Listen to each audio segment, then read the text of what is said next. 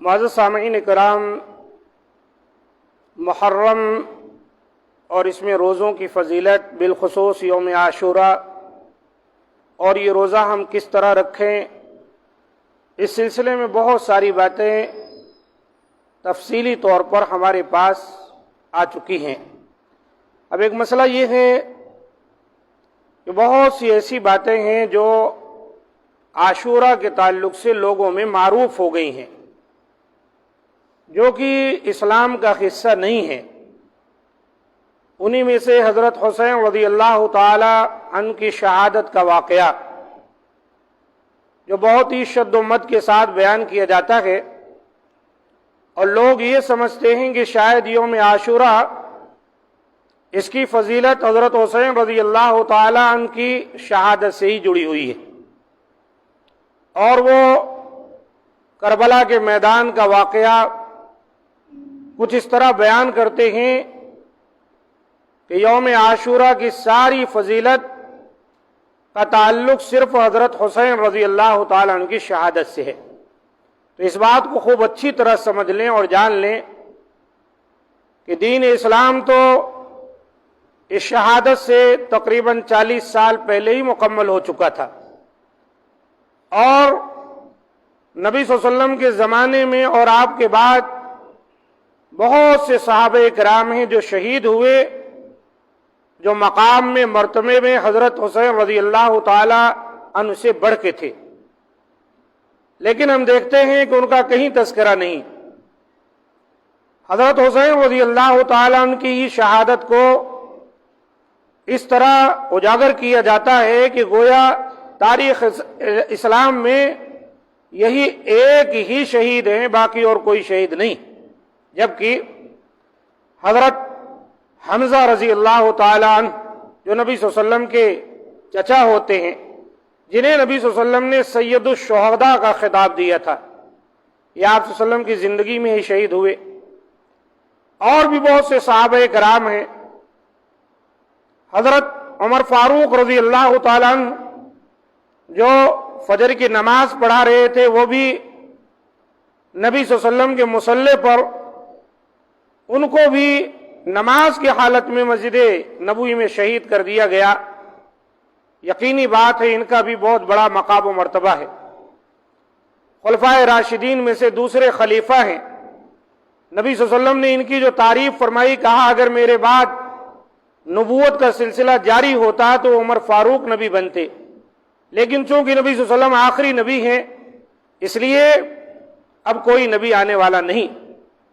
وہ عمر جو عشرہ مبشرہ میں سے ہیں، وہ عمر نبی صلی اللہ علیہ وسلم نے جن کا مقام جنت میں دیکھا، وہ عمر جو نبی صلی اللہ علیہ وسلم کے خسر ہوتے ہیں۔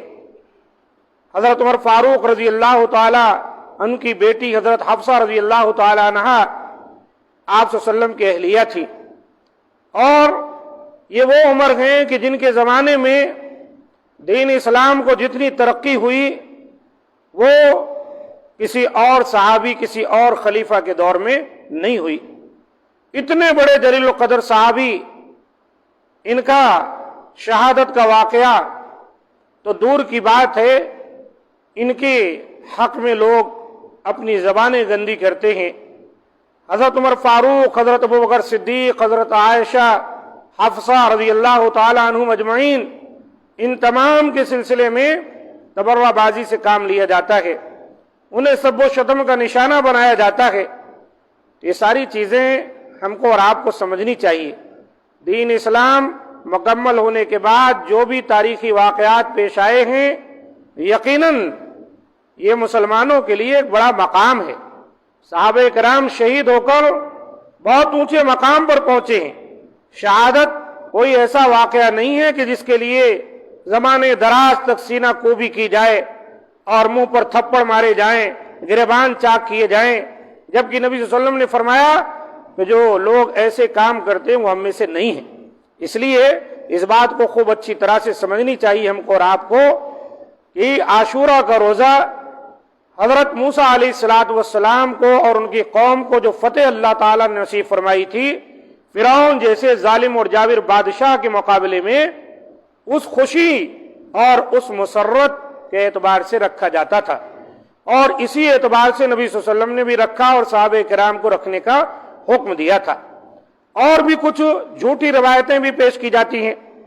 मुस्नद अहमद की एक रवायत में है, वहुवल यौमुल लज़ी इस्तवत फीहि सफीनतु अलल जूदी फसामहु नूहुन शुक्रा।